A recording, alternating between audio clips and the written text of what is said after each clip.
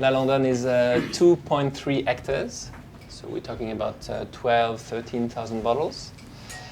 It's planted in Syrah only, so 100% Syrah in La Landonne. And there's a funny and very sentimental story about La Landonne.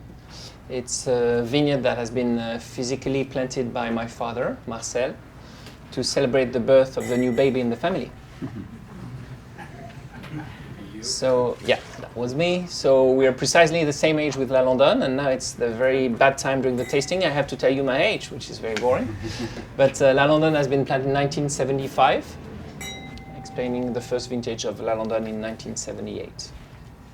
And once again, it's very surprising to see the quality we've achieved in 1978 with vines that were 4 years old.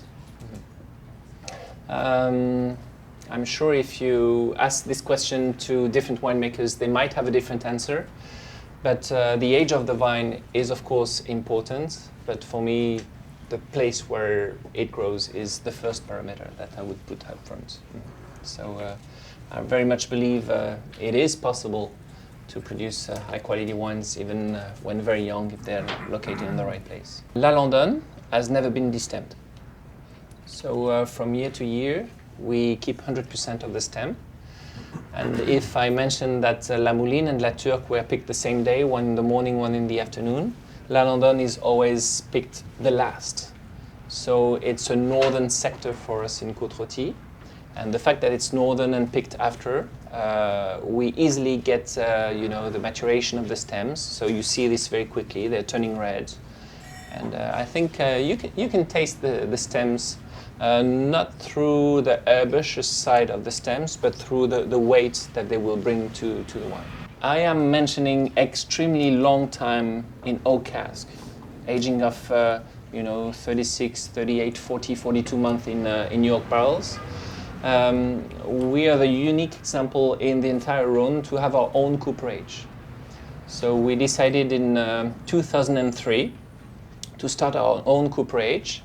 We didn't have the ambition to do better than the famous cooperage. I'm talking about Segamoro, who's always been very good partners, as well as François, Taranceau, etc.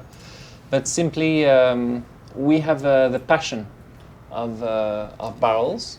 My dad has this true passion since a very, very young age. That is to say, when he was 18 years old, during the weekends for the barrels that were leaking, he was putting the barrels in small pieces and rebuilding them again. So he enjoyed this contact with oak. And in 2003, he turned 60 years old. So he said, okay, it's a good time to achieve my dream and start a cooperage. So we started in 2003. We now have the insurance that when we want to Tronchet barrel, for example, it comes from the Tronchet forest because we can do direct purchase in the forest. So we have a very strict control of where it's coming from. In tasting the three Lalas, the La Landonne seems to have a more assertive tannic structure. Yes. Is that from the stems? This is from the terroir first. Okay. This is from the terroir first because of the iron oxide and the manganese. That makes that it's a very, very powerful and structured Syrah. But I'm sure the stem is comforting this structure. And do you expect, therefore, that over time, as La Landonne has full maturity with the vines, and just rolling forward 50 years, would La Landonne be expected to be the longest lived of the Lalas in terms of maturation? In one word, yes. Uh-huh. From what we can see, we taste today La Mouline 78 and La Landonne 78, which is the first vintage of La Landonne. This is the oldest wines that we have in the vineyards.